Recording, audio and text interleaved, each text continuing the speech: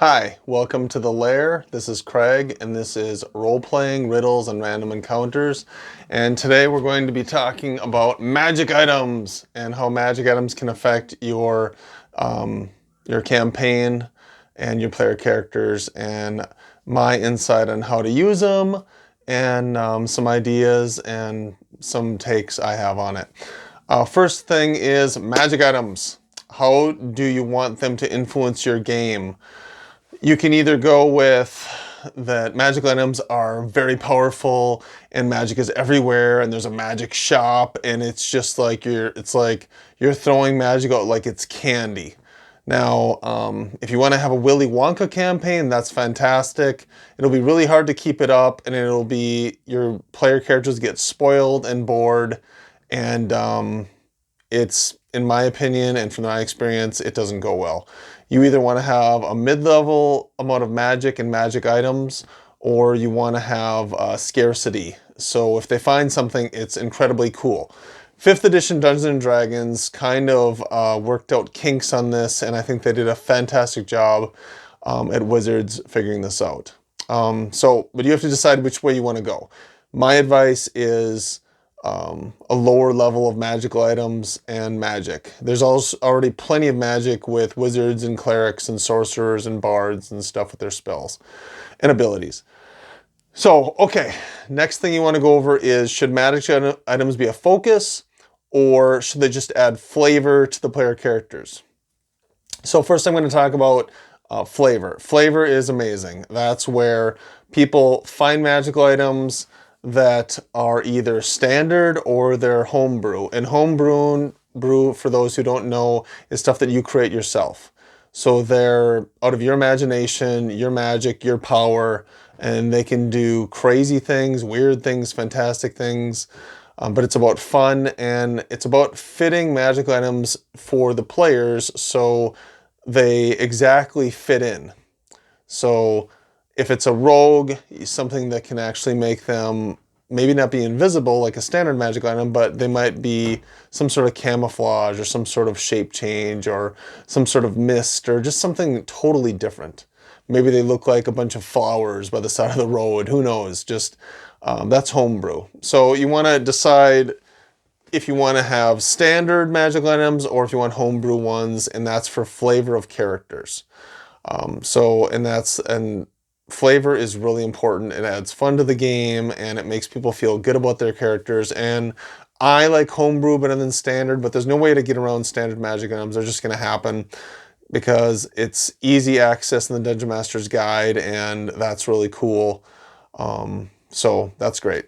But the next point I want to make is, if you want magic items to be a major focus to your campaign, or if you just want them to be a flavor. And of course, major focus would be something like there's a magic item that is unknown, or it's known, or it's secret. So an example of a unknown magic item would be Sauron's ring that Bilbo finds, for instance. And you can have something incredibly powerful, but you only know a minor effect. Like, who knew that Bilbo's ring was, he thought it was just an invisibility ring, but it was obviously something way more cursed and powerful. Also, there's the Sword of Shannara, which was a powerful magical sword in the Terry Brooks novels, and that was an epic situation with a quest. There's Excalibur. So there's things like that where you may know what they are. Like, people knew what Excalibur was in The Rock, or Shannara was a secret, or Sauron's ring was unknown. So you want to know, do I want to do that as a DM or not? I've done many different things, and the other guys in the group, when we switched off being Dungeon Masters, they've done that too, and it's worked out really well. And you always want to do something different, and you can try over the years with your campaign group to use magic items in that way. You can also make something that's customized homebrew that's really powerful, that as the character gets more powerful, things activate in the magical item because it's an intelligent magical item, and it kind of grows or activates as they become more powerful, if they can or can't handle the magic. And that's also really cool because strange and weird magical items are fun, unpredictable, and they're very fun.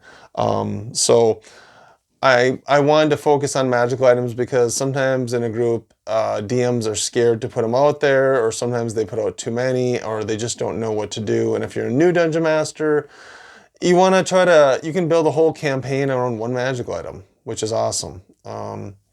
But you have to know what you can handle and how you want to handle it, and go from there. But I want to hit on that stuff because it can be a cause of confusion for DMs, or it can confound them, especially when you don't give enough. Your players in the group can actually get a little bit feisty, saying, "When am I going to get some magic?" or "Why can't we find anything?" So you want to be prepared for that, and you want to either know if you want to use standard magic items again or homebrew, and try to weigh how to handle that with the group to make it a level party.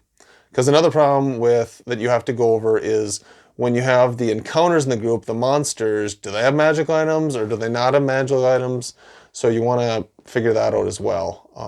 And you don't want to give out too much, because you always have to think about the balance of the party. So now I'm going to go on to the riddle. So every Monday I get my episode posted and I put up a new riddle, and I'd like in the comments to put the guess for the riddle. And I'll give the answers for the riddle throughout the weeks. And every time you get one right, you get a point, and then I post what the correct answer was once someone guesses it. This week the riddle is: when darkness falls, it overtakes you. It is fantastic or mundane. It can bend reality. It knows your friends and foes. It gains strength from the weary. What is it? Again, when darkness falls, it overtakes you. It is fantastic or mundane. It can bend reality. It knows your friends and foes. It gains strength from the weary. What is it? So put up in the comments an answer to the riddle. If you like the episode, like it. And if you follow me, that's fantastic. So this is Craig signing off from the lair.